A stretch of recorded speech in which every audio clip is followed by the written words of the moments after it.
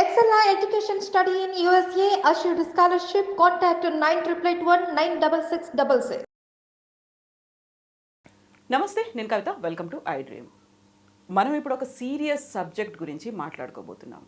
ఈసారి కనుక మీ పిల్లలు షుగర్ క్యాండీ, అదే పీచు మిఠాయి కావాలని అడిగితే ఒక్కసారి ఆలోచించండి. ఎందుకంటే దాంట్లో ఉంటున్నటువంటి కెమికల్ కంటెంట్, కలరింగ్ ఏజెంట్ అనేది క్యాన్సర్ కారకం. అందువల్లే భారతదేశంలో ఉన్నటువంటి వివిధ రాష్ట్రాలు పీచు మిఠాయిని బ్యాన్ చేసే దిశగా వెళ్తున్నాయి. అందులో ఏ కెమికల్ కంటెంట్ ఉంది, ఎందుకనేది క్యాన్సర్ కారకం. ప్రస్తుతం మనతో పాటుగా ఉన్నారు సైంటిస్ట్ ఏలూరి రామచంద్రారెడ్డి గారు. రామచంద్రారెడ్డి గారు, నమస్కారం అండి. నమస్కారం అండి. సో రామచంద్రారెడ్డి గారి గురించి నేను మా వ్యూవర్స్ కూడా చెప్పాలి. తను క్యాన్సర్కి సంబంధించి బోల్డ్ అంత రీసెర్చ్ చేశారు, రీసెర్చ్ పేపర్స్ని కూడా సబ్మిట్ చేశారు. అండ్ పర్టికులర్గా ఇప్పుడు మనం మాట్లాడుకుంటున్నటువంటి షుగర్ క్యాండీలో ఏముంది, రామచంద్రారెడ్డి గారు, షుగర్ క్యాండీలో ఏముంది? అంతలా స్టేట్స్ అన్ని ఫోకస్ పెట్టాల్సినంత పరిస్థితి ఎందుకు ఏర్పడింది ఇప్పుడు అసలు? అంటే యాక్చువల్గా మనకు ఏదైనా కలర్ ఈజ్ మనకు బాడీలో మనం ఆహారం తీసుకున్నప్పుడు మామూలుగా జీర్ణం అవుతుంది, ఎటువంటి ఇష్యూస్ లేకుండా క్లియర్ అయిపోతుంది. ఎనీ కలర్ బాడీలో ఉంటే అది డైజెస్ట్ కాదు, జీర్ణం కాదు, బాడీలోనే మిగిలిపోతుంది. మన ఇంటెస్టైన్ అంటే పెద్ద పేగుల్లో, చిన్న పేగుల్లో వాటి అంచులకంతా అట్లాగనే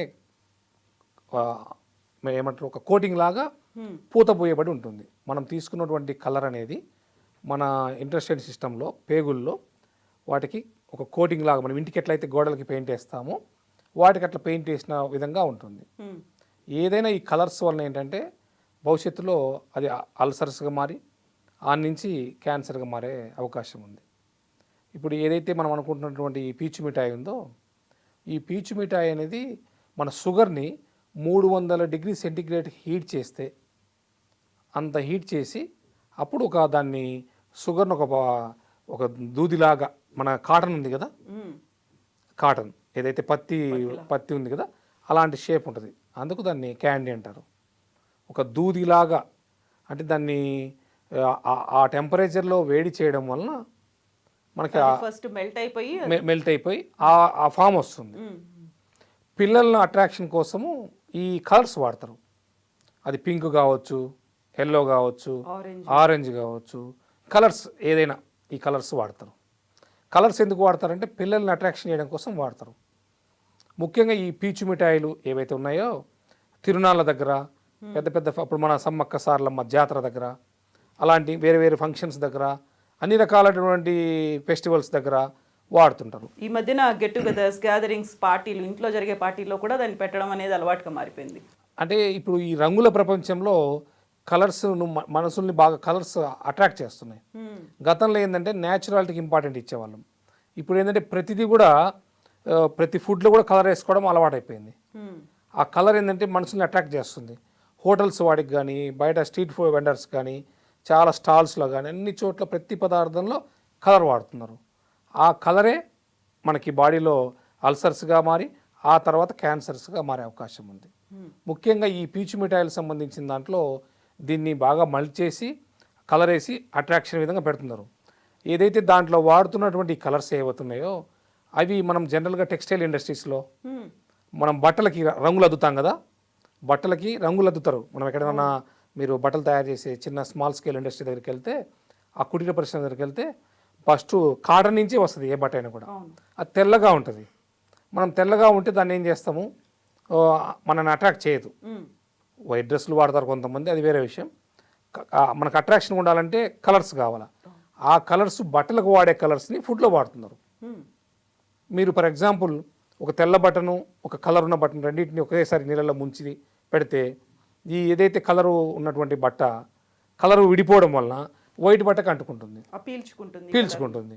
అది మనకి ఉదాహరణకి సేమ్ మన బాడీలో కూడా, మన మెటబాలిజంలో కూడా ఎక్కడైతే మనకు ప్రేగుల్లో ఈ కలరు అక్కడ పోయి అంటుకుంటుంది. తెల్ల బట్టకి ఏ విధంగా అయితే కలర్ బట్ట డై వేసినటువంటి బట్ట అక్కడ అంటుతుంది. ఆ డైస్ ఎంత డేంజర్ అంటే అవి బాడీలోంచి బయటికి రావు, అట్లని ఇది కావు, కరిగిపోవు, అరిగిపోవు. మనకు గోర్లు, వెంట్రుకలు కరగవంటాం కదా, ఈ కలర్స్ డైస్ కూడా రావు.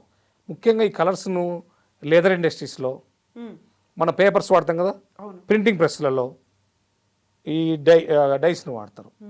ముఖ్యంగా మనం చెప్పుకోదగ్గవి textile industry, paper industry, leather industry, వీటిలలో వాడేటువంటి కలర్స్ని మనము ఈ ఫుడ్లో వాడుతున్నారు. అందులో పర్టికులర్గా ఇప్పుడు మనం చెప్పుకున్నటువంటి షుగర్ క్యాండీ అంత అట్రాక్టింగ్ కలర్ ఉండడానికి కారణం ఈ కెమికల్ డై.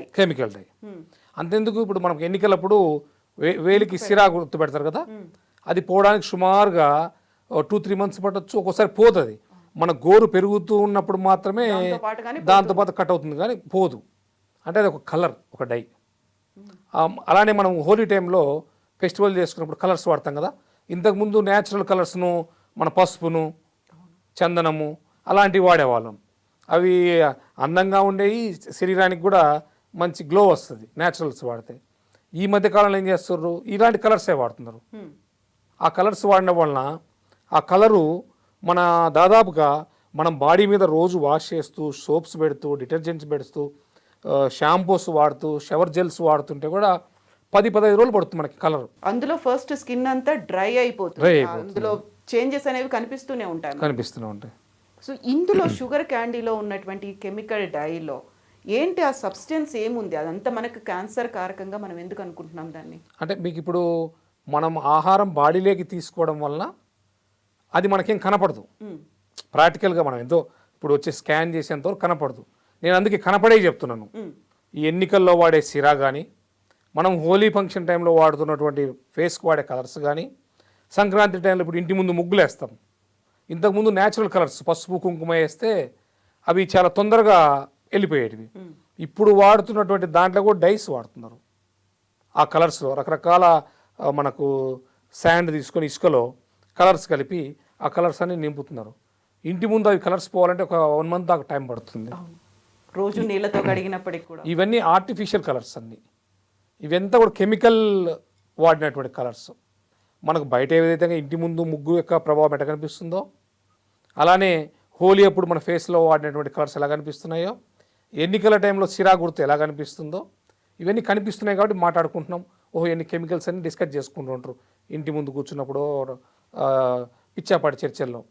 కానీ చిన్న పిల్లలు ఎందుకంటే వాళ్ళ యొక్క శరీరం చాలా సెన్సిటివ్గా ఉంటుంది. ఈ పీచు మిఠాయిలు తినేదంతా ఇంత చిన్న పిల్లలు ఎక్కువ తింటుంటారు.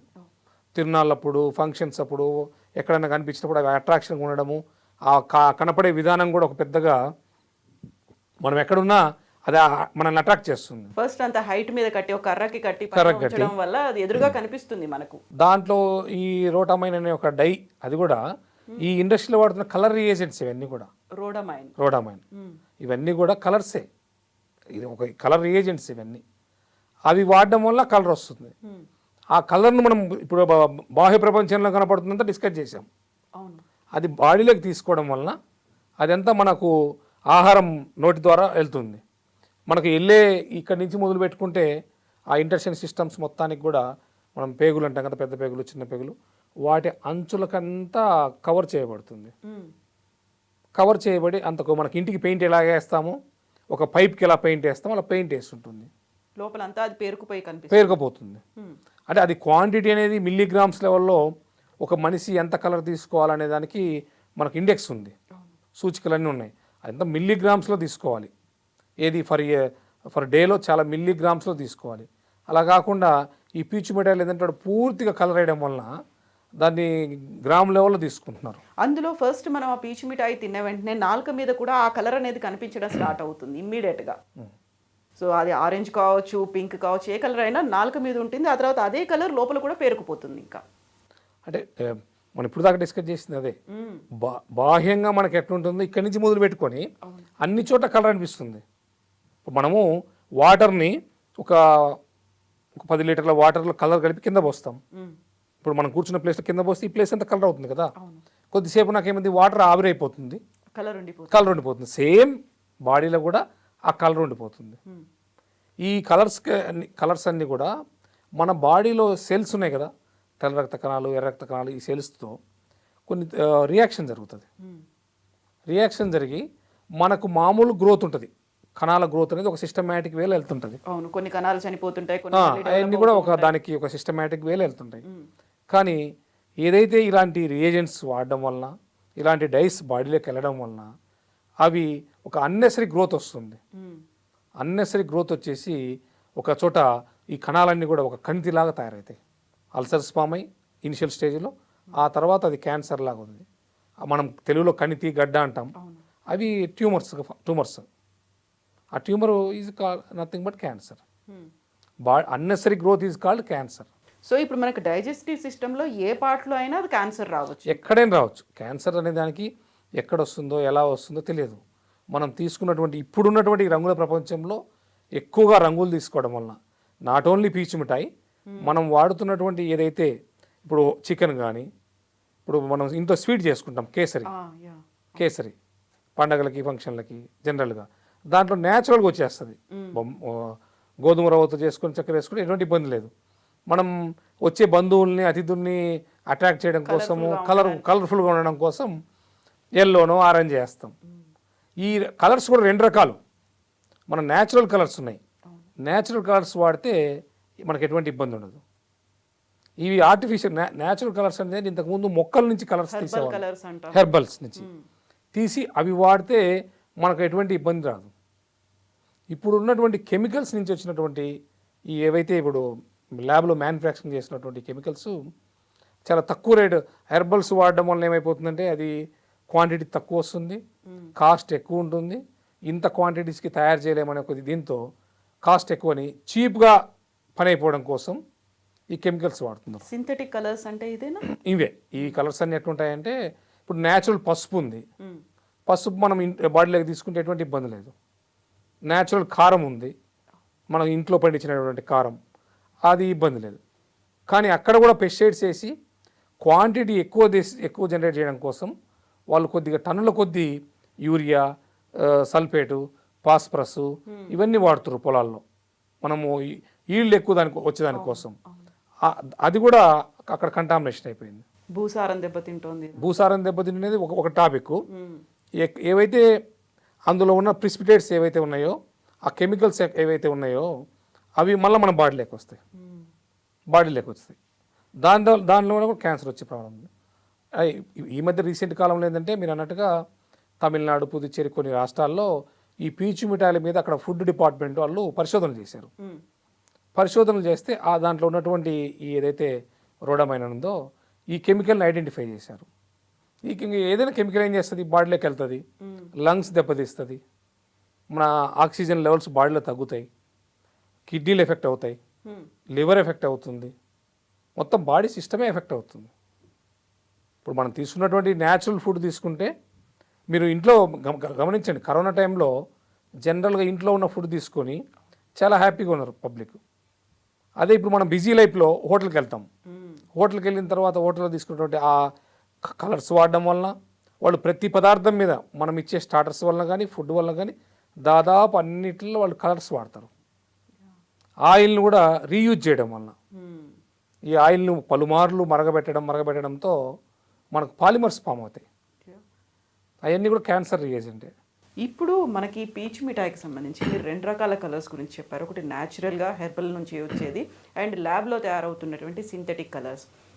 అది ఎలా ఐడెంటిఫై చేయొచ్చు అంటారు? పిల్లలు అడుగుతున్నారు షుగర్ క్యాండీ కావాలి అన్నప్పుడు మనం ఇస్తున్నాం, అది న్యాచురల్ డై ఉందా లేకుంటే కెమికల్ డై ఉందా అనేది ఎలా తెలుస్తుంది? అంటే మనం చూడగానే కనిపెట్టలేము. దీనికి మనకు ఫుడ్ అండ్ సేఫ్టీ డిపార్ట్మెంట్ ఉంది, FSSAI లైసెన్స్లు ఉన్నాయి. వాళ్ళు లైసెన్స్ ఇచ్చిన వాళ్ళ దగ్గర తీసుకుంటే కొంతవరకు మనం కంట్రోల్లో ఉండొచ్చు. మన government of India FSSAI licence మన మీద స్టాంపు, స్టిక్కర్ అన్నీ ఉంటాయి.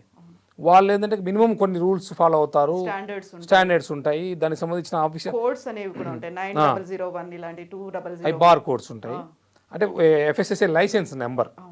వాళ్ళు ఏంటంటే మినిమం స్టాండర్డ్స్, ఆ క్లీనింగ్ కానీ, వాడుతున్న పాత్రల శుభ్రత కానీ, ఈ కలర్ కూడా లిమిట్స్లో మనకి ఏదైతే బాడీకి ఎంతవరకు తీసుకోవచ్చు అని అంతవరకు మాత్రమే వాడతారు.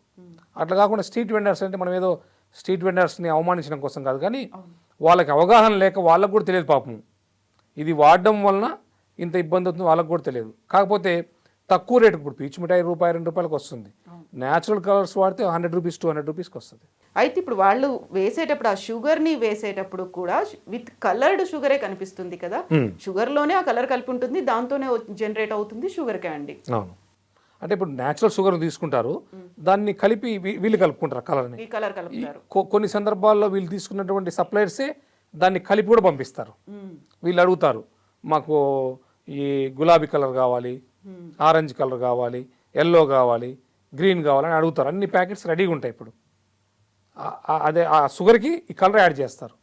అయితే ఇప్పుడు మీరు చెప్పినట్టుగా పెద్ద పెద్ద కంపెనీల్లో జరిగితే అక్కడ వాళ్ళకి స్టాండర్డ్స్ మెయింటైన్ చేస్తున్నారా, ఫుడ్ సేఫ్టీ ఎలా ఉంది, FSSAI వాళ్ళ స్టాండర్డ్స్ ఉన్నాయా లేదా అనే తెలుస్తుంది.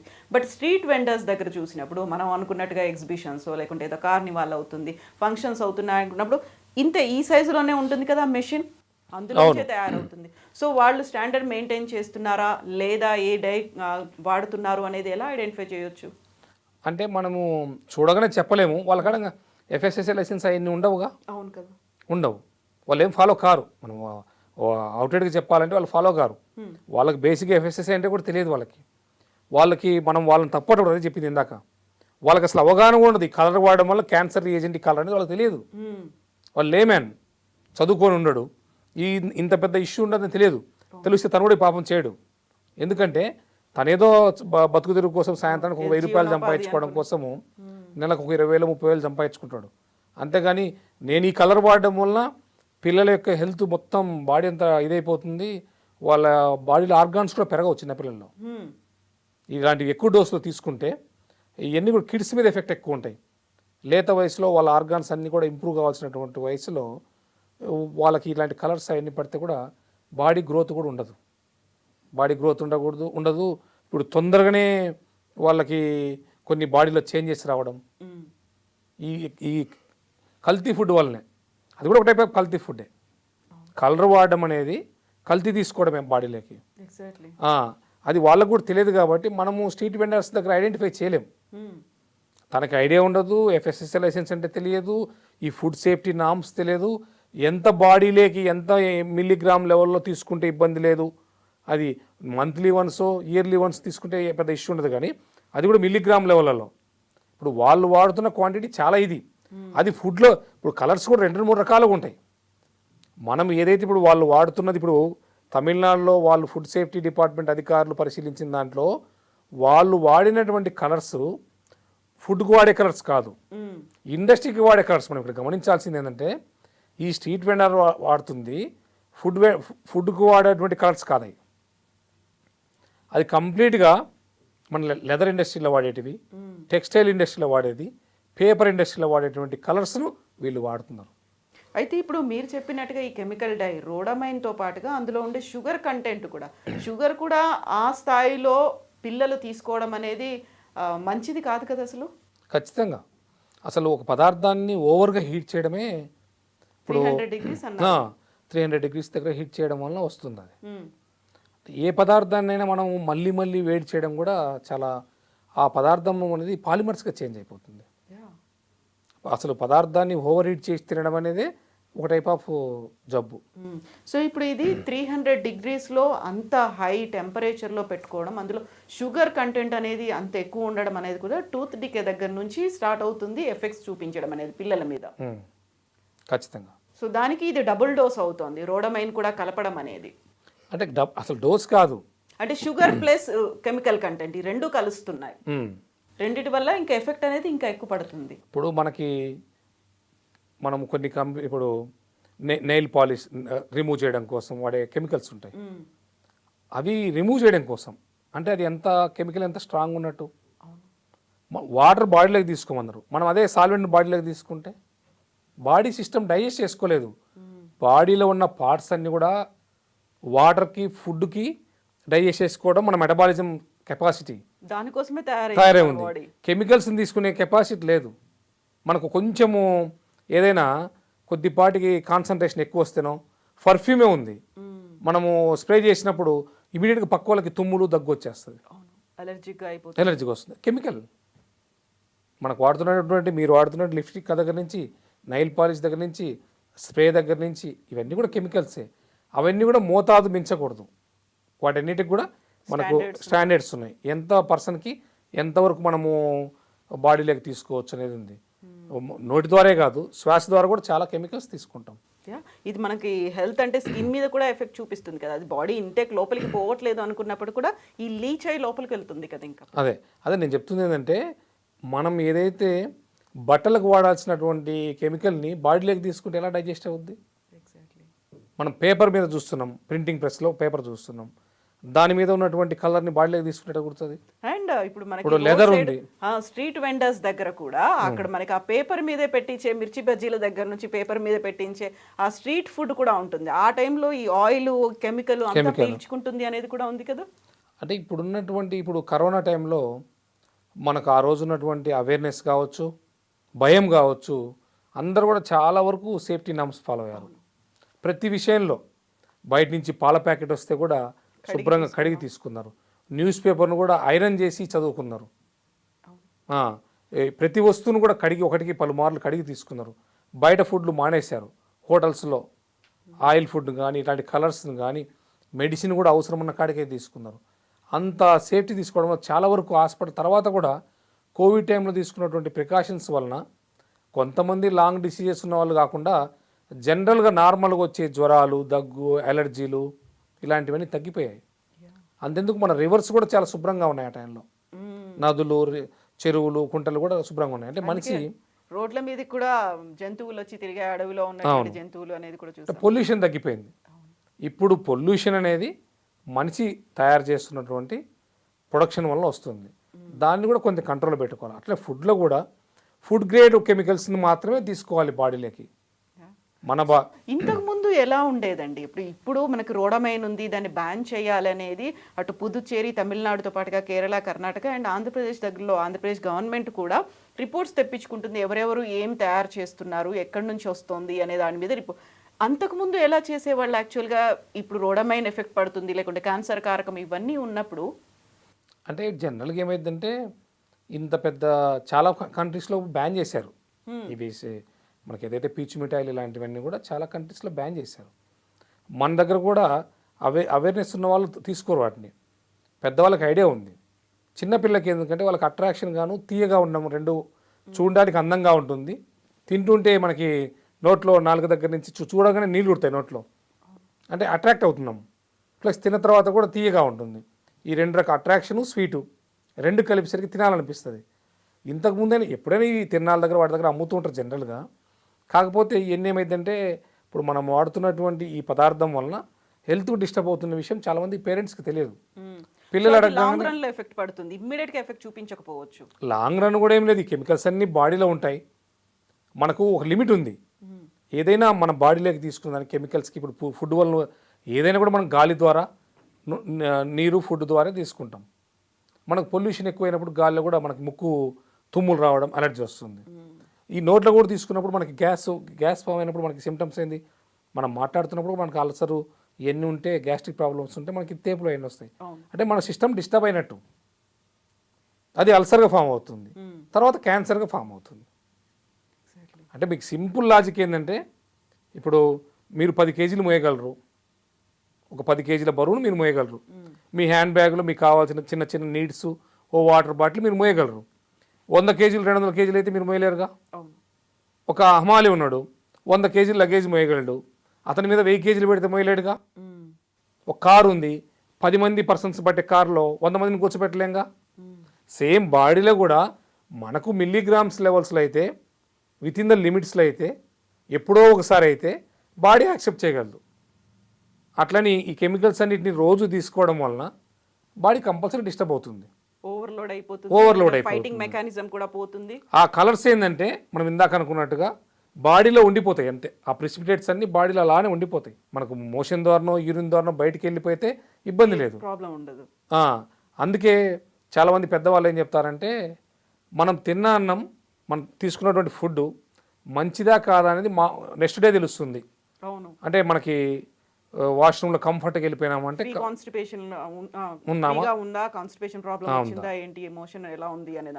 ఆ ఫుడ్ తీసుకున్నప్పుడే మనకి తేడా వస్తుంది.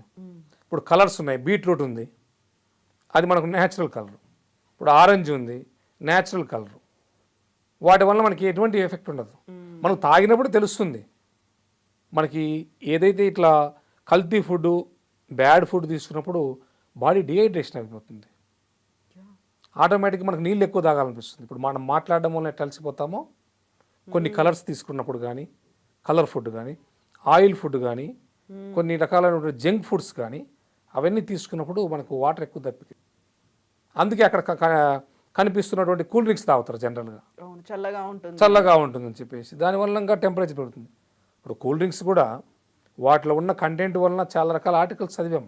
అవును, పెస్టిసైడ్స్ కంటెంట్స్ అవన్నీ కూడా. కూల్ డ్రింక్ మామూలు ఈ మధ్య కొన్ని కామెడీగా చూస్తుంటాం, మన వాష్ బేసిన్లో వాటిలన్నిటి కూడా కూల్ డ్రింక్స్ వాడితేనే ఇంకా బాగా క్లీన్ అవుతున్నాయి. దాంట్లో అన్ని కెమికల్స్ ఉన్నాయి. ఎగ్జాక్ట్లీ. సో ఇప్పుడు షుగర్ క్యాండీ గురించి చాలా సీరియస్గా ఆలోచించాల్సిన అవసరం ఉంది. ఎవరైనా పిల్లలు కావాలి అనుకుంటే వాళ్ళని కొద్దిగా ఏముంది ఇందులో, ఏ కంటెంట్ ఉంది, మనం ఏం తింటున్నాము, దాంతో వచ్చేటువంటి ప్రభావాలు ఏంటి అనేది కూడా చెప్పాల్సిన అవసరం అయితే ఉంది కదా. ఖచ్చితంగా పిల్లలకి అవేర్నెస్ తీసుకురావాలి. స్కూల్ అసలు ప్రభుత్వాలన్నీ కూడా, ఇప్పుడు ప్రభుత్వం సీరియస్గా తీసుకుంది నాకు తెలిసి అంత తొందరలోనే కేంద్ర ప్రభుత్వం కూడా యాక్షన్ తీసుకుని బ్యాన్ చేస్తుంది. స్కూల్స్ దగ్గర, హాస్టల్స్ దగ్గర, ఎక్కడైతే తిరునాళ్ళ దగ్గర, మనం సాయంత్రం పూట మెయిన్ సెంటర్ల దగ్గర పిల్లలు చూసినప్పుడు వాళ్ళు టెంప్ట్ అవుతారు. అలా కాకుండా వాటిని బ్యాన్ చేయడమే ఉత్తమం. వాళ్ళు కావాలంటే ఇంకొక వ్యాపారం చేసుకుంటారు, కానీ వాళ్ళ ఏదో 10 మంది కోసం చూస్తూ మొత్తం నెక్స్ట్ జనరేషన్ని లాస్ చేయలేంగా. వాళ్ళకి కావాలంటే ఇంకో బిజినెస్ చూపించుకొని పిల్లలకు అవేర్నెస్ తీసుకురావాలి. ఇప్పుడు ఇది అందరికీ తెలిసిన విషయమే, చాలామందికి కూడా నాలెడ్జ్ వాళ్ళకి అవగాహన ఉంటుంది. కాకపోతే ఇంత ఫుడ్ కెమికల్స్ వాడుతున్నారని అనుకుంటున్నాం అందరం.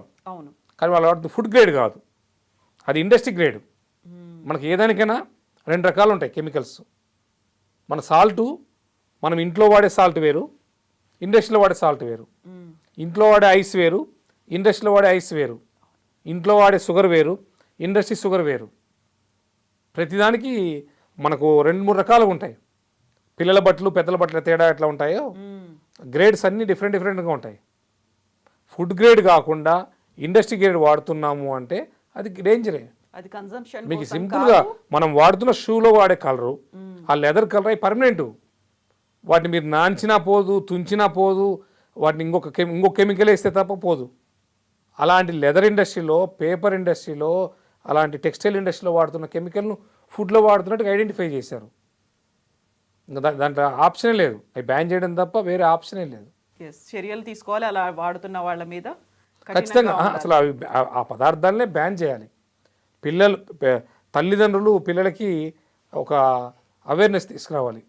మనం ఉంటాము స్కూల్ దగ్గర, వాళ్ళకి ప్యాకెట్ మనీ ఇస్తారు, తెలియక బిలో 10th క్లాస్ పిల్లలందరూ అవి కొనుక్కుంటారు. దానివల్ల వాళ్ళ హెల్త్ స్పాయిల్ అయిపోతుంది. అందుకే పిల్లలకి తల్లిదండ్రులు ఒక అవేర్నెస్ తీసుకురావాలి. ప్రభుత్వాలు కూడా కంపల్సరీ వాటన్నిటిని ల్యాబ్లో టెస్టింగ్ చేసి వాళ్ళు ఎంతెంత గ్రేడ్లో వాడుతున్నారో వాళ్ళ మీద చర్యలు తీసుకోవాలి. ముఖ్యంగా ఎవరైతే ఫుడ్ గ్రేడ్ కాకుండా ఇండస్ట్రియల్ గ్రేడ్ కెమికల్స్ వాడుతున్నారో అవన్నిటిని బ్యాన్ చేయాలి, ఇమీడియట్గా బ్యాన్ చేయాలి. మనకు సోన్ పాపిడి అవన్నీ మనం ఇది పీచు మిఠాయిలే కాదు, షాపుల్లో కూడా చూస్తుంటాం. జనరల్గా వాటి కలర్ ఉండదు, కలర్ లేకపోతే మ్యాక్సిమం సేఫ్. ఒక పదార్థంలో మనం అందులో కూడా షుగర్ కంటెంట్ ఉంటుంది కాబట్టి ఎక్సెస్ తీసుకోకూడదు. అంటే ఫుడ్ ఏదైనా కూడా లిమిట్లో తీసుకోవాలి. ఒక పర్సన్ ఎంత తీసుకోగల, మనం 4 ఇడ్లీ తీసుకోవాల్సిన ప్లేస్లో 40 ఇడ్లీ అయితే తీసుకోలేం కదా, తీసుకోకూడదు కూడా. అది empty stomach more than 75% empty ఉండడం బెటర్ అంటారు. 25% ఫుల్గా ఉండాలి. మనకు ఫుల్ తీసుకోవడం వల్ల దానికి కూడా జీర్ణాశయానికి కూడా ఎక్కువ పని పెట్టినట్టే ఉంటుంది కదా. అందువలన ఏదైనా ఎటువంటి కలర్స్ అయినా లిమిట్స్లోనే తీసుకోవాలి. ఇలాంటి ఫుడ్ అవి కూడా ఫుడ్ గ్రేడ్ అయి ఉండాలి. ల్యాబ్లో టెస్ట్ చేసి తెలిసిపోతుంది. టెస్టింగ్ మిషన్స్ చాలా ఉన్నాయి ఇప్పుడు, లేటెస్ట్ సొఫిస్టికేటెడ్ ఎక్విప్మెంట్స్ ఉన్నాయి. ఫార్మా ఇండస్ట్రీలో మనకి ఒక డాక్టర్ ఏం చెప్తారు, మీకు ఫర్ ఎగ్జాంపుల్ ఏదో న్యూరో ప్రాబ్లం తెలియారు, 5 mg వాడమంటారు మిమ్మల్ని. లేదు మీరు అల్సర్స్ ప్రాబ్లం తెలియారు, 20 mg ఓంప్రోజోల్ మీ డ్రగ్ మీకు సరిపోతుంది, లేదా పెంటాప్రోజోల్, రవిప్రోజోల్ 20 mg సరిపోతుందని మీకు రాస్తారు. అంటే అవన్నీ టెస్ట్ చేశారు, ఎంతెంత మోతాదులో ఎంత తీసుకోవాలి, పర్సన్కి ఎంత ఉన్నటువంటి సివియారిటీని బట్టి, నీకున్నటువంటి డిసీజ్ని బట్టి ఎంత ఎంజీ తీసుకోవాలని చెప్పేసి మనకు ఒక ఇది ఉంది, ఇండెక్స్. మనకున్న సివియారిటీని బట్టి డాక్టర్ ఇస్తారు. మనకు హెడేక్ ఎవరిగా సింపుల్గా హెడేక్ అంటే మనకు ఏమంటారు, సరే కొద్దిసేపు రెస్ట్ తీసుకోండి అంటారు. లేదు సార్ నాకు హెడేక్, బాడీ పెయిన్స్ అన్నీ ఉన్నాయంటే 650 mg ఆ డోలో ట్యాబ్లెట్ వేసుకోమంటారు. లేదు సార్ నాకు సివియర్గా ఉంది అంటే టెస్టులు చేసి ఏమో ఓన్లీ హెడేకేనా, ఇంకేమైనా ఆర్గాన్స్ ప్రాబ్లం ఉందా అని చెప్పేసి తీసుకుంటాం. అట్లా కాకుండా దీనికి మనకి ఏంటంటే ల్యాబ్లో ఉన్నాయి, మనకి 0.001 mgనే తీసుకుంటే కూడా యాక్సెప్ట్ చేయరు. మన గైడ్లైన్స్లో మనం వాడుతున్న షాంపూలో కూడా ఎన్ని కెమికల్స్ వాడాలో లిమిట్ ఉంది. సోప్లో కూడా మనకి ఎంత మనం గ్లో కోసం వాడే కెమికల్స్ కూడా విత్ ఇన్ ద లిమిట్స్లో టెస్ట్ చేస్తారు. కానీ ఇక్కడ ఎటువంటి టెస్ట్ లేకుండా జనరల్గా ఊరికేదో ఒక రోడ్డు మీద కనిపించిందని తీసుకుంటే దాని రిజల్ట్స్ కూడా అట్లే ఉంటాయి. ఖచ్చితంగా ప్రభుత్వం అంటే ప్రజలే, ప్రజాస్వామ్య ప్రభుత్వాల్లో ప్రజల్లో అవేర్నెస్ రావాలి, చేసే వాళ్ళకు కూడా అవేర్నెస్ కల్పించాలి, తయారు చేస్తున్న వాళ్ళకి కూడా మీరు ఇలా కాదు ఇంకొక ఇండస్ట్రీ చూసుకోమని చెప్పాలి, వాళ్ళకు కూడా చేసుకుంటారు, ఇబ్బంది ఏం లేదు. ఖచ్చితంగా ఈ టెస్టింగ్ లేకుండా ఏ మెడిసిన్ కూడా వాడకూడదు. బాడీలోకి తీసుకుంటున్నామంటే రైస్ ఉంది, రైస్లో ఎటువంటి హాని లేదని తీసుకుంటాం. ఇప్పుడు షుగర్ పేషెంట్ రైస్ తీసుకోవద్దంటారు, ఎందుకు తీసుకోవద్దంటారు? రైస్లో షుగర్ కంటెంట్ ఎక్కువ ఉంటుంది కాబట్టి వాళ్ళకి ఆల్రెడీ ఆ షుగర్ రిలీజ్ చేసి ఎక్కువ అవుతుంది కాబట్టి ఇన్సులిన్ దాన్ని లెవెల్ చేయడం కోసం షుగర్ తీసుకోవద్దు, షుగర్ లెస్ ఉన్న ఐటమ్స్ తీసుకోండి అని చెప్తారు. కొర్రలు, సజ్జలు, ఆ ఫైబర్ ఫుడ్లో, మిల్లెట్స్లో, ఆ మిల్లెట్ ఫుడ్లో ఫైబర్ కంటెంట్ ఎక్కువ ఉంటుంది, షుగర్ కంటెంట్ తక్కువ ఉంటుంది. అందుకు మ్యాక్సిమం ప్రోటీన్ ఫుడ్ తీసుకుంటే షుగర్ ఉండదు, కార్బోహైడ్రేట్స్ తీసుకుంటే అన్నిట్లో షుగర్ ఉంటుంది. So thank you so much Ramachandra Reddy గారు. మీరు చెప్పినట్టుగా పీచు మిఠాయి చాలా తక్కువ ధరకే దొరుకుతుండొచ్చు, కాకపోతే అది చూపించేటువంటి ఇంపాక్ట్స్, దుష్ప్రభావాలు మాత్రం చాలా ఎక్కువ ఉంటాయి. కాబట్టి పేరెంట్స్ బీ కేర్ఫుల్. పిల్లలు కనుక షుగర్ క్యాండీ, పీచ్ మిఠాయి అడుగుతున్నారంటే ఒకసారి ఆలోచించండి అందులో ఏ కంటెంట్ ఉంటుంది అనేది. Thank you so much. This is Kavitha signing of.